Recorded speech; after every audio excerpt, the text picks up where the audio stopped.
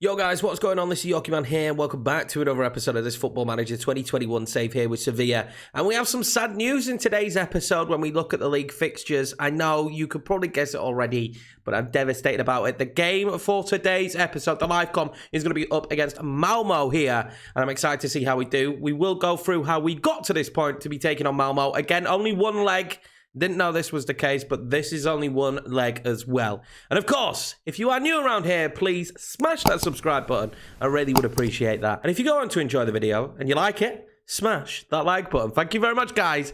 Let's see what's been going on off camera. I think it only makes sense to start here since we're taking on Malmo today. How did we get ourselves to that point? Well, it was this game against Partizan Belgrade where we took a 2-goal lead, and I felt pretty comfortable and confident in the team's performance and that we were going to absolutely smash it. You will see that they had 2 shots on target and 2 goals. They came straight back at us. By half-time, the game was 2-2, and I was very nervous because of the way the match was going. We were dominating. We were by far the better team, but they got the 2 goals. But luckily for us, we go on, and En-Nesyri picks up a goal as well as Mr. Ronald Lopez, making it 4-2. Thankfully, we go through, and thoroughly deserved when you look at the match stats here that we did go through. I mean, we absolutely dominated the game and thoroughly deserved it. We did go on to get knocked out in the semi-final stage here in the Copa del Rey against Real Sociedad. Julian Draxler with the goal in the 64th minute.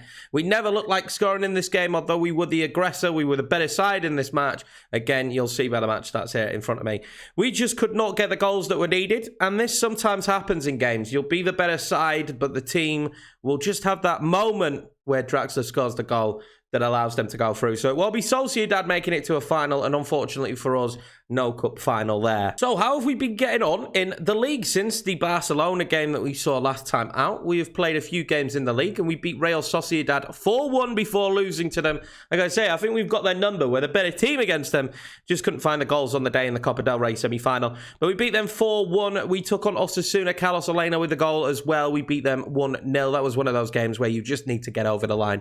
No one was particularly great. And after a loss, I always like to bounce back with a win. Get that morale there as quickly as possible. It's really important. We then took on Atletico Madrid, and yes, sadly, our first loss in the league this season. I mean, I truly didn't believe we could go unbeaten, but I'm still a little bit gutted that we did lose in the end. If you see, it was a pretty even game. We both had chances. It was very even, but on the day, they just managed to find the moment where Saul could score the goal.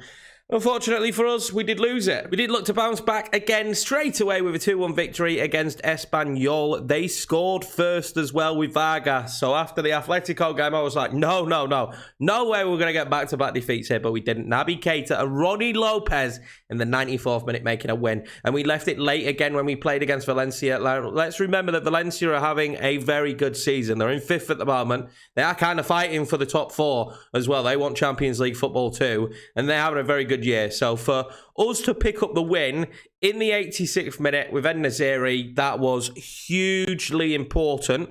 But now we've got 3 away games in a row, and the first of that is going to be the live com here against Malmo. Now, I know minor amounts of details about Malmo. Not much. They're kind of a Swedish powerhouse. Like, if you was asking me about Swedish team, I think Malmo would be the first one that came to mind. They are in this Europa League, though, and we do feel like we can beat them. Also, just to note, before we pick the team for today's game, we have sold ourselves a goalkeeper. Thomas Valchek has left the club. He was the goalkeeper in the first season. He wasn't that good. He's left. I think it was like 3.9 million. I'll show it on the screen. But yeah, he is out. Let's pick the team, hopefully, to get this victory against Malmo today and go through to, I believe, the quarterfinals of the Europa Conference, I think. This will be the starting 11, a couple of changes. Ronnie Lopez comes in, a Rakitic. I mean, the issue this year for us mainly has been injuries. We have had a bit of an injury-plagued season. This does happen from now and then. So to consider how well we've done this year and had all these injuries, it is actually quite an achievement for the club. I'm really impressed. We do have some decent strength in depth now, though. We have improved over the seasons, of course, and we do have some decent strength in depth now. So I'm happy that Santos Ball will be back soon. It's a shame. I thought this year was going to be his year. He was on red-hot form before he got injured, and he spent a good part of the season now out injured. We got En-Nesyri on 11. Campos is our top goal scorer on 14. It'd be nice to see Nico Serrano keep growing. He is growing very, very quickly, and I'm excited to see what he can do in the future. He looks like he could be a bright young talent here at the club. This should have a feel of business as usual, if I'm being 100% honest, We have been on a very good run recently, and I'd like to just continue that. I mean, against Malmo, should really be looking at this kind of game and saying this should be a victory. But you never know, do you? You never know in these games. We are away as well, which makes it a little bit more difficult. They're at home. They've got the home advantage against us, which I never like. I would prefer the 2 legs, right? Because I think we'd win the home leg. But unfortunately, it's not 2 legs at the moment. Naby Keita, Naziri nearly in there early, and Naby Keita will hit that wide. And home advantage, I think, is important in football, and I think it's important on Football Manager as well. So the fact that we don't have the home advantage whatsoever is a little bit worrying. It always worries me, but we've got such a good team out here today. We've put such a good squad out. Go on, Ocampos, back out to Baba Rahman, back into Naby Keita, put over the bar. I imagine this will be another one of those games where we get a lot of opportunities. We found that recently in matches that we're getting an absolute shite ton of chances and not always making them count. And that's worrying that we don't do that. Naby Keita picking up a knock's a bit worrying as well. He's just started to find form. That's kind of been the case this year. Every time someone starts to find a bit of form, they get injured. And it's devastating. We will bring him off instantly for Oscar. This is not the game for him to go out on his shield. He doesn't need to. We'll bring him off for Oscar. Oscar's been pretty decent, to be honest with you, since we decided to keep him. Since he went on a great run, right? We said we were going to get rid of him. Oscar all of a sudden starts banging in goals and looking brilliant for us. So since we've kept him, he's actually been very useful to have someone of his quality on the bench. I don't know if we'll keep him beyond next season. That's something to think about in the summer window. Navas. Oh, it's a good ball in. I thought Naby Keita was going to score there. We could still win the league title. That's what's mad about this. We could still win the league. I don't think we will do, boys. I don't think we will. But we could still theoretically win the league title. So that's always something to think about. Oscar is now brought off. A lot of highlights here in the early game. Oh, I thought Christensen was going to score. We're going to drop it down to Key just for a little bit. I want to move this game forward just a touch. I think there shouldn't be as many highlights as that. We might have to go positive as the game goes on because it doesn't look... We're going to have the long throw here, though, with Baba. It's not a bad ball in. And Naziri knocks it on to Christensen. And there we go. That's the first goal of the game. We're going to need more than one, I imagine. We've been a little bit leaky in recent times. Well, certainly when we played in Europe, we were a bit leaky. And Naziri just nods that on to Christensen. So the long throws certainly don't have the impact that they used to do. They look a little bit more realistic as well. Your player doesn't just throw a looping long ball to the near post anymore because he can't physically do that. So it is a little bit better now. They have improved the long throws massively since the winter update. I do actually quite like it. They were a bit weird to watch. You kind of go on, and Naziri's got to score that. You kind of knew when the long bullet throws were being thrown that it was a bit cheesy, right? It was a bit cheesy, but FM gives you these tools to try and help beat it. You should use them, but it was a little bit cheesy at the time. Now you do actually have to have good long throwers, and you aren't going to see those ridiculously looping bullet headers anymore. Corner kick now for Malmo. I was going to say, this is just the kind of opportunity that they'd look to score from. It's a good ball back in, and he's offside, luckily for us, just before the half-time. I'm going to berate the boys. Do not be doing that just before half-time. That is not what we want. That is, yeah, thank you. Disallowed. Keep that disallowed. We need another goal. I know we need another goal. I never like one, and Ocampos, I've bigged him up, top goal scorer, having a shocker. Doesn't like it in Sweden. Happy so far. Can't really complain at this stage, can I? Can't be unhappy with 1-goal leads. That's what I've learned. Ocampos just isn't having his game today, is he? 6.3. We're going to bring him off. Let's bring on Nico Serrano. He's been decent. We've been able to bring him on and him do a job. So, see if he can come on here. Jesus Navas is not as good at long throws. And that's what you'll see when someone's not as good. Danny Carvajal usually takes them. What I want to see in FM22, and we'll probably do a what I want to see in FM22 video at some point. I want to see you be able to set up set pieces dependent on particular players.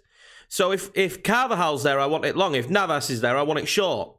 You can't do that. And I don't like that. I think you need to be able... Oh, go on, Naziri. Oh, he's got to score there. He's got to score. Not having his world's greatest game, is he? Should have scored 2 now.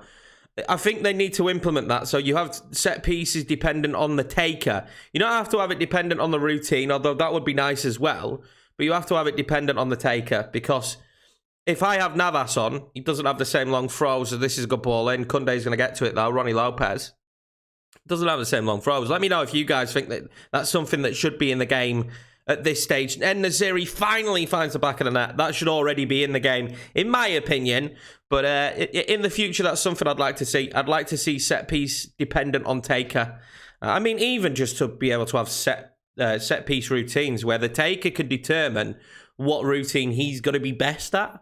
That would be cool. That would be cool if you could have a few different set piece routines, because I would like to have a near post, far post, and a short corner set up all be used depending on what the player thinks is best at the time. But we can't do that, and that's a bit of a shame. That'd be really good fun. I do want to make another sub here. It looks like it's going to be Navas. It doesn't, does it? Because I don't really... I mean, we could put Kunde out there, and then I could bring on Gannigan. We'll go with that. I'm pretty comfortable at this stage. 2 goals to the good. Dominated the match. That we will actually beat Malmo here, which is good. Great success.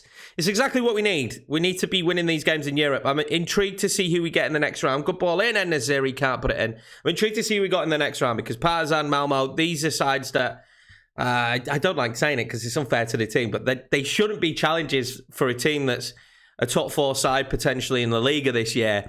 These kind of games shouldn't be a challenge. So we do win that one fairly comfortable.